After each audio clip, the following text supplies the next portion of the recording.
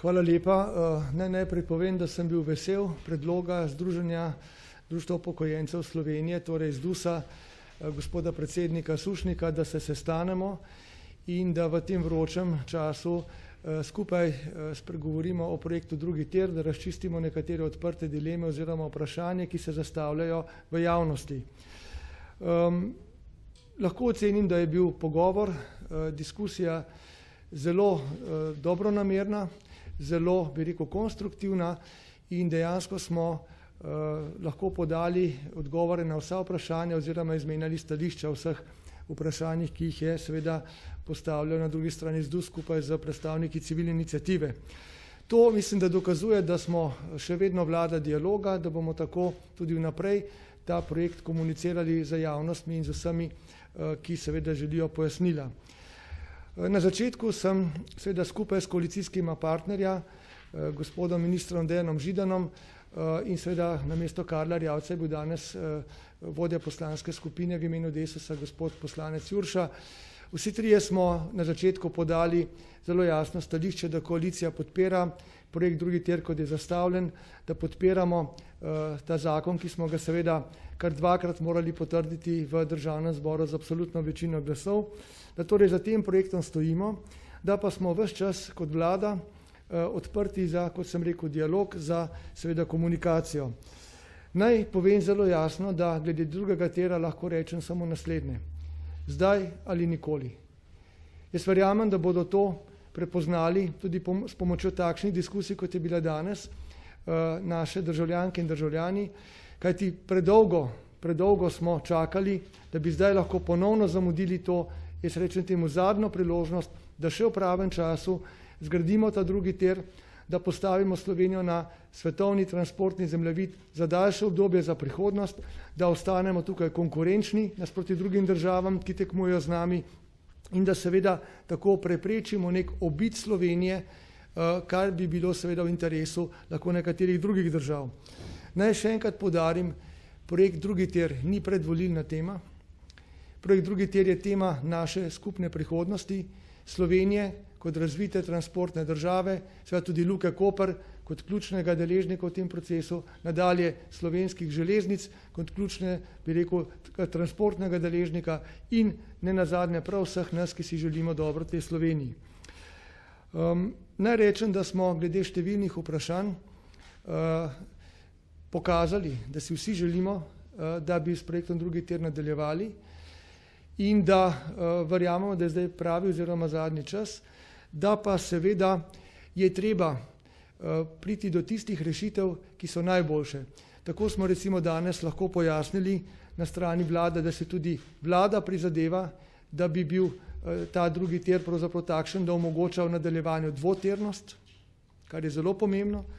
Predstavili smo vse parametre finančne konstrukcije, ki so prepričljivi, ki stojijo, ki so čvrsti in so seveda takšni, da omogočajo, da nadaljujemo z torej konsolidacijo javnih financ in hkrati uresničimo ta projekt. Seveda pa smo se nekoliko dlje pomudili pri vprašanju nadzora. Jaz stalno poudarjam, vlada stalno poudarja, da želimo, da je projekt transparenten, kar tudi je v vseh teh fazah in da seveda smo za vsako pravo obliko nadzora nad tem projektom, tako da na tem področju bomo še iskali možnosti, ali lahko nadzor v kakšni komponenti morda še izboljšamo, pri čemer pa že zdaj zagotavljamo vse tiste nujne nadzorne mehanizme, ki so pomembni in naj za konec še povem to, kar večkrat ponavljam, ta projekt podpira kar 5 držav, 4 zaledne in Španija. Ravno včeraj je pravzaprav dodala svojo podporo še sosednja Avstrija, tako da zdaj govorimo že o 6 državah. Projekt je torej prepoznan kot pomemben projekt širše. Nadalje ga podpira Evropska komisija, ki je pri teh zadevah zelo natančna. Podpira ga seveda Evropska investicijska banka, ki bo v njemu sodelovala na svoj način in seveda tudi agencija Jaspers. Mi pa smo tudi na domačem terenu v stalnem dogovarjanju torej z ustreznimi institucijami, kot je Računsko sodišče, KPK, pa tudi se pogovarjamo z organizacijo Transparency International, ki bi lahko pripomogla k tej še večji transparentnosti projekta. Tako da verjamem, da moramo s tem projektom naprej in od tu naprej pa prepuščam seveda besedo spoštovanemu predsedniku ZDUS-a, torej gospodu Sušniku. Izvolite. Hvala. Torej, se tukaj le postavite pred mikrofon, prosim. Jaz se bom najprej zahvalil predsedniku in vsej vladni ekipi, da je na naš poziv res danes bilo srečanje, ki nam je nekoliko sprostilo naše skrbi, kaj bo z drugim tirom. Tudi v ZDUS-u se zavedamo tega, ker nas je veliko iz gospodarstva, ker nas je veliko tudi med drugim tudi sam, ker sem delal dolgo leta v logistiki, in da je ta drugi tir še kako potreben, ker ta tir, ko je zdaj, to bo direktor železnic več povedal, v slabem stanju in to moramo začeti. Na vprašanja, ki so bila z naše strani, smo danes dobili, bi rekel, kar večina odgovorov pozitivnih, tista vprašanja, ki pa imamo še okrog nadzora, pa še kakšna druga vprašanja, seveda smo pa v nadaljnjem kontaktu, da bo vlada na naše zadeve tudi odgovorila pravočasno in seveda mi bomo s tem tudi naše članstvo ZDUS-a in tudi širšo javnost lahko obvestili, kakšen je projekt izgradnje drugega tira, kakšen bo po fizičnem obsegu, kakšen bo v finančnem in pa seveda tudi, kako se bo to nadzorovalo. To so ta tri področja, za katera se v ZDUS-u zelo zanimamo, ker v ZDUS-u se ne zanimamo samo za penzione, koliko bojo šli gor, ampak se zanimamo tudi, koliko se bo gospodarstvo dvignilo, kakšna bo rast, kje bojo projekti, ki omogočajo povečano rast in zaposlitev, to je tudi skrb nas v ZDUS-u. Tako da je pravzaprav, da ne bojo vprašanja postala potem, kaj pa zdaj upokojenci delajo pri drugem tiru. Veste, to je naša zaveza, to je naša skrb, saj smo državljani Republike Slovenije in take stvari moramo zagovarjati, seveda na pravi način, kot smo rekli, kaj to bo, kakšna bo cena, kdo bo kontroliral, kdo bo tudi končni uporabnik, tudi to je bilo danes veliko debate, da je to Višegrajska skupina ena od mogočih bodočih kupcev, podpora je širše v Evrope, tako da jaz sem trdno prepričan, da bo šla zadeva tako naprej in da drugi tir bo dobil svoj signal za začetek gradnje, jaz mislim, zelo kmalu in da ne se dezinformacije na terenu, ki so o 3 milijardah za 2 luknji, pol ne vem, vsem čem ljudje se danes pogovarjajo, da to temu ni tako. Tako da danes lahko rečem po tem dogovoru, da bojo pogovori še trajali, še enkrat, še eno rundo bojo, ampak danes lahko rečem, da sem sam pri sebi razčistil, brez kakšnih sklepov ZDUS-a, da res je, mislim, pobiranje podpisov nepredmetna zadeva, da je škoda časa in denarja. Tisti denar, ki ga zapravo z referendum, dajmo raje v Karitas ali pa Rdeči križ, pa bo bolj pametno. Hvala lepa.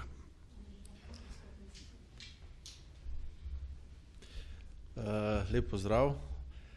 Danes je bilo iz strani železnic oziroma tudi večine tiste, ki železnice predstavljamo, se pravi logistov, predstavljeno trenutno stanje na progi, da je v letošnjem letu 10% več vlakov, kot je bilo leto prej, in da je dnevno število vlakov tukaj več kot 100 že, kar je glede na to, da je proga po zadnjih teoretičnih izračunih omogoča 72 vlakov, se pravi bistveno presegamo te teoretične zmožnosti, to pomeni, da je proga zdaj mesečno zaprta samo 6 ur in da bo treba ogromno naporov storiti tako strani železnic kot Luke Koper, da bomo zagotovili promet za naslednje obdobje do izgraditve drugega tira. Ugotavljamo tudi, da je bilo ogromno nekih novih tras že predstavljenih v preteklosti, da so različne vlade delale različne ocene različnih tras in da sigurno zdaj ni čas za to, da se pogovarjamo o novi trasi, ker je ta trasa prvič bila umeščena v prostor že v letih 2005, da je bilo ogromno sredstev že porabljenih za odkup zemljišč in da je treba zdaj projekt nadaljevati in da je treba delati na tem, da bo projekt čim bolj racionalen, za kar so usposobljene inštitucije, tako kot je 2TDK, Ministrstvo za infrastrukturo, DRI in Slovenske železnice. Upamo, da bo se projekt čim prej začel izvajati in da se končno ena epizoda 20 oziroma 25 let uspešno konča. Hvala. Lep pozdrav tudi v mojem imenu in v imenu Državne inženirske družbe DRI. Pridružil bi se ocenam predhodnikov, da je danes potekal en zelo konstruktiven razgovor z vidika državnega inženirja, ki je na operativni ravni verjetno najbolj vključen v vse aktivnosti, ki potekajo v zvezi s prizadevanji za čimprejšnji začetek gradnje drugega tira. Pozdravljamo take priložnosti, pozdravljamo možnost, ki smo jo danes imeli, da smo podali določene odgovore na vprašanja, ki so bila izpostavljena, ki seveda pomagajo k temu, da se neka stopnja nezaupanja do tega projekta, kar je značilno sicer načeloma za vse večje infrastrukturne projekte, ne samo pri nas, ampak tudi drugje po svetu, nekoliko zmanjša. Kot poseben, bom rekel, dosežek ali pa doprinos tega sestanka, mogoče bi tudi jaz izpostavil nek dogovor o premisleku, o načinu neke vzpostavitve nekega dodatnega institucionalnega nadzora, ki bi moral biti predvsem v tej luči, da se slovenski javnosti in vsem deležnikom vključenim v ta projekt zagotovi kar, bom rekel, najbolj popolna slika, največja preglednost tega projekta v kar največjo javno korist. Pridružujem se željam, da z postopki v kar najkrajšem času začnemo in da končno po dolgih desetletjih zgradimo ta izjemno pomemben projekt za to državo. Hvala lepa. Spoštovani sogovorniki, hvala lepa. Gospod predsednik, vas pa prosimo, da še nekaj trenutkov ostanete z nami.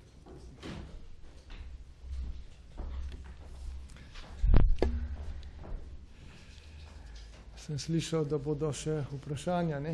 Jaz sem skoraj prepričana, da je kakšno vprašanje tudi na tej strani. Prvi dvig rok, Anže Pop TV. Gospod premier, mene pa zanima, NLB včerajšnja seja, zanima me, kakšno sporočilo torej vaša vlada zdaj pošilja v tujino, vemo, kakšne so zaveze prejšnje vlade, ali to zdaj pomeni, da je prodaja NLB-ja konec, in pa tudi zanima me, kako je danes funkcionirala finančna ministrica, ki je sedela na današnjem sestanku, včeraj pa vam je ponudila odstop, ki pa ga vi niste sprejeli.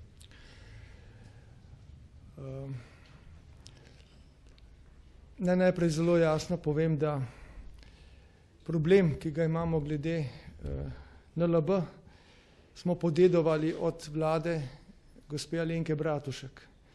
Ta vlada je sprejela takrat neke zaveze.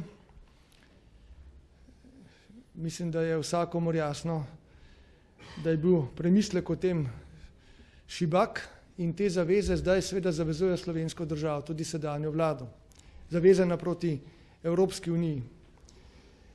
Če bi imeli takrat, tako kot ima to vsaka resna država, že strategijo upravljanja z državnimi naložbami, bi do take zaveze, kot je bila dana, zagotovo ne moglo priti. V tej vladi smo to strategijo vzpostavili, takrat je ni bilo, takrat je bila neka očitna stihija in je prišlo do zaveze o prodaji Nove Ljubljanske banke. Kot rečeno, Slovenija svoje zaveze spoštuje in tudi sam kot predsednik vlade razumem, da jih moramo spoštovati. Seveda pa vedno znova povem, da prvič o prodaji ne odloča vlada. Za postopek prodaje je pristojen Slovenski državni holding. Vlada je tu skupščina, če bo seveda v funkciji skupščine odločala, bo povedala svoje stališče in odločila, če ne, pa bo ta postopek peljal normalno naprej Slovenski državni holding, torej SDH, v katerega pristojnosti ne smem posegati. Pa vendar, vedno znova ob tem, ko spoštujemo zaveze do Bruslja, izpostavim zelo jasno pričakovanje, da ne moremo prodati in ne smemo prodati Nove Ljubljanske banke na način, ki bi spet oškodoval naše davkoplačevalce, ki so vložili v to banko ogromno sredstev, da smo jo dokapitalizirali, reševali. In zato je ta zaveza še toliko bolj boleča, ki smo jo podedovali. In včeraj je vlada na zaprti seji odločala